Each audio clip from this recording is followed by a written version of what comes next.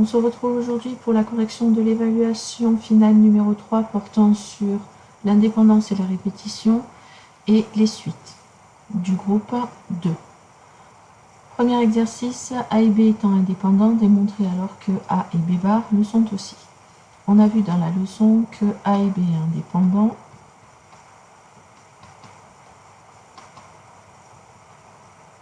On allait le démontrer en montrant que P de A inter B est égal à P de A fois P de B. C'est la définition de deux événements indépendants. Ici, nous devons démontrer que A et B bar sont indépendants, donc il faut montrer que P de A inter B bar est égal à P de A fois P de B bar. On sait que B et B bar forment une partition de l'univers.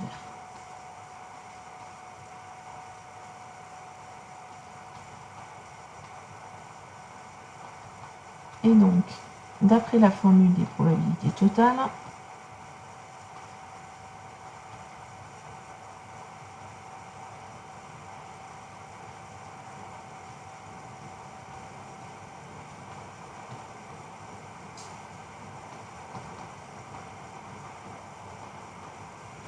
on a donc que P de A est égal à P de A inter B plus P de A inter B bar. Et donc, on en déduit que P de A inter B bar est égal à P de A moins P de A inter B. Mais, vu que A et B sont indépendants, on peut remplacer P de A inter B par P de A fois P de B. On constate que l'on a P de A que l'on peut mettre en facteur. Il reste donc 1 moins P de B. Mais 1 moins P de B, c'est P de B bar. Donc ça fait P de A fois P de B bar. Et donc, A et B bar sont bien indépendants. On poursuit avec l'exercice 2. Une espèce protégée d'oiseaux niche sur une île. Lors de la première observation, on recensait 1600 oiseaux.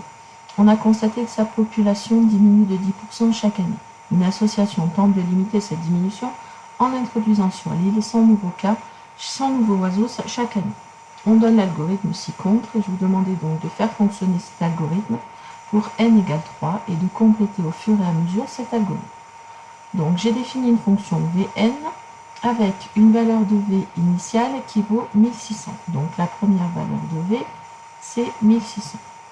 Ensuite, for i in range n, donc c'est pour i allant de 0 à 3 moins 1, puisque ici la valeur de n c'est 3. Donc i va prendre des valeurs de 0 jusqu'à 2. Et je vais exécuter cette boucle en faisant v égale 0,9 fois v plus 100. Je vais donc prendre la première valeur de v qui est 1600, donc 0,9 fois 1600 plus 100, ce qui nous donne 1540. Pardon. Donc 1540 ici. J'exécute cette boucle une deuxième fois avec la valeur 1540 que je multiplie par 0,9 plus 100, ce qui nous donne 1486. Et j'exécute une dernière fois cet algorithme avec la valeur 1486 que je multiplie par 0,9 plus 100, ce qui nous donne 1437,4.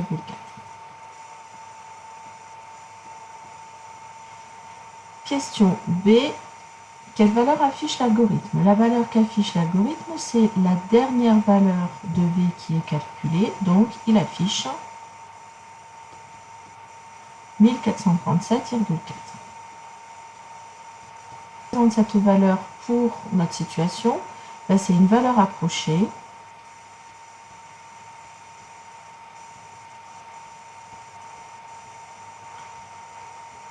du nombre d'oiseaux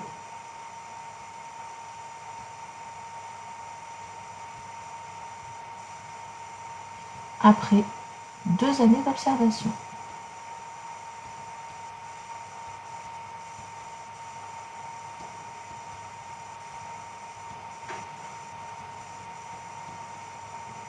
Question 2. On modélise cette situation par une suite Vn qui nous donne le nombre d'oiseaux sur l'île après n années. On vous demande la première valeur V0. V0 correspond donc à la valeur initiale, c'est-à-dire le nombre d'oiseaux que l'on avait au départ, c'est-à-dire 1600. Question B. Détermine une relation de récurrence entre Vn plus 1 et Vn. On sait d'après le texte que la population diminue de moins 10% chaque année. Diminuer de 10%, ça revient à multiplier par 0,9, comme on l'a déjà vu en classe.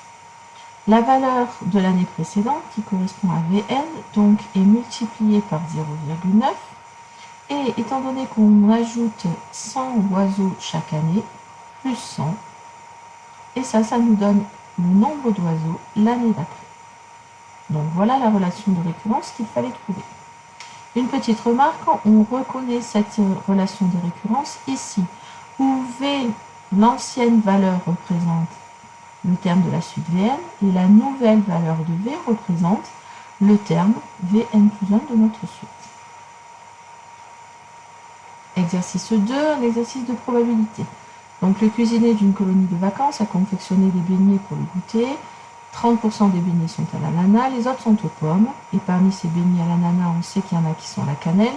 Et parmi ceux qui sont aux pommes, on sait qu'il y en a qui sont à la cannelle. A représente l'événement le beignet est à l'ananas et C, le beignet est à la cannelle. On vous demande de représenter cette situation par un arbre pondéré. La première information que l'on vous donne, c'est le beignet à quoi il est. Donc à l'ananas, soit aux pommes. Donc A ou à barre. La probabilité qu'il soit à l'ananas est de 0,3 et donc la probabilité qu'il soit aux pommes est de 0,7. Ensuite, on s'intéresse à savoir s'ils sont aromatisés à la cannelle ou pas. Pareil pour ceux qui sont aux pommes.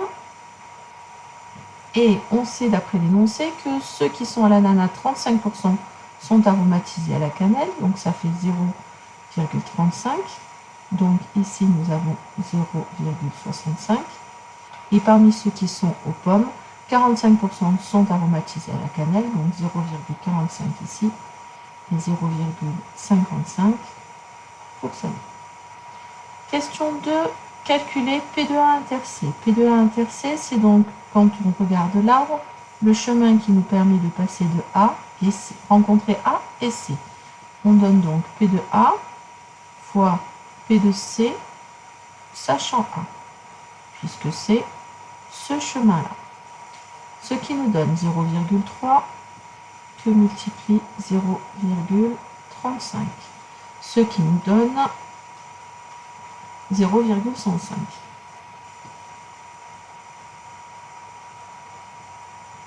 Question 3. Calculer la probabilité que le beignet soit aux pommes et aromatisé à la cannelle. On cherche ici P de A bar inter C. Ce qui vaut, en regardant l'arbre, A bar inter C, P de A bar, que multiplie P de C, sachant A bar.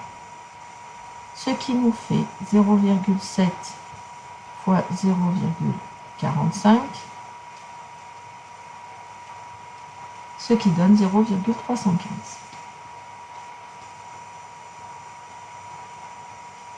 Question suivante. Calculer montrer que P de C est égal à 0,42. On sait que A et A bar forment une partition de l'univers.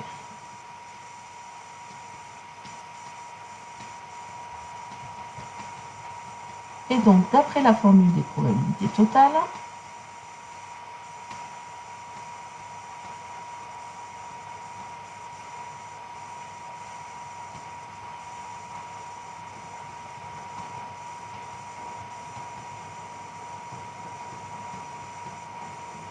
on a P de C qui va être égal à P de A inter C plus P de A bar inter C. Les deux probabilités, on les a calculées, ça fait 0,105 plus 0,315, ce qui nous donne bien le 0,42 attendu. Question 5. Les événements A et C sont-ils indépendants? Pour être indépendant, il faut voir si P de A inter C est égal à P de A fois P de C. P de A inter C, on a vu dans la question 2 que ça valait 0,105. Il nous reste donc à déterminer ce que vaut P de A fois P de C, c'est-à-dire 0,3 fois 0,42, qui nous donne 0,126. On a donc P de A inter C qui est différent de P de A fois P de C. Donc, A et C ne sont pas indépendants.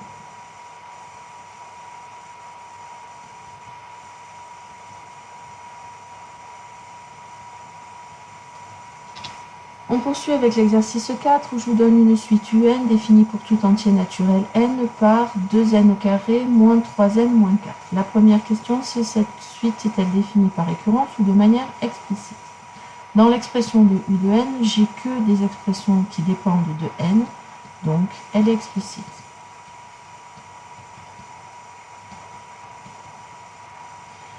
Question 2, je demande de calculer les 5 premiers termes de la suite UN.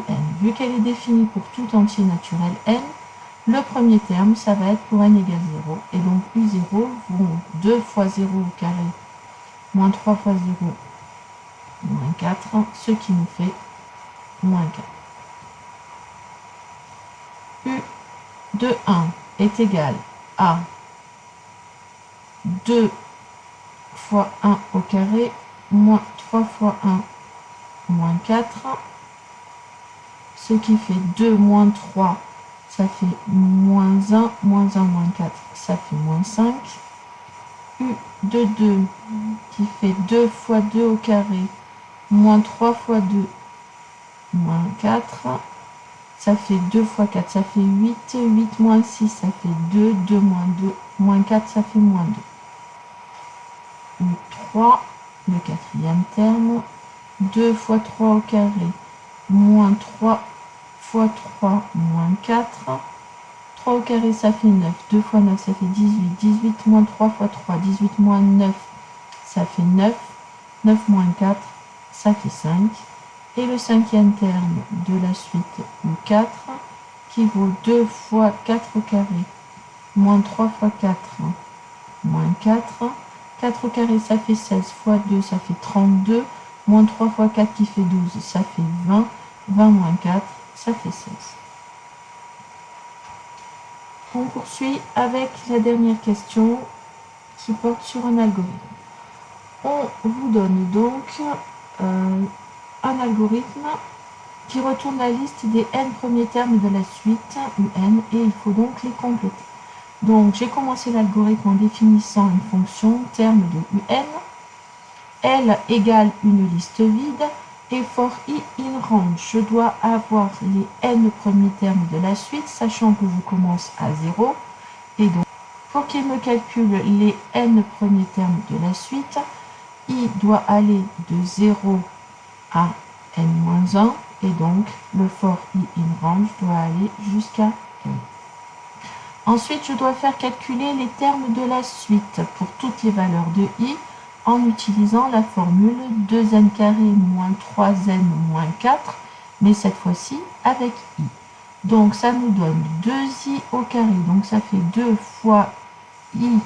Je vous rappelle que le carré en Python c'est étoile, étoile, 2, moins 3 fois i, moins 4.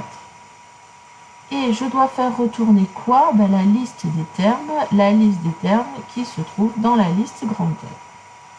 Voilà. J'espère que cette correction de vidéo vous aura permis de mieux comprendre vos erreurs. Voilà, la correction est terminée. J'espère que cette vidéo vous aura permis de mieux comprendre vos erreurs. N'hésitez pas à me poser des questions en classe si des doutes persistent.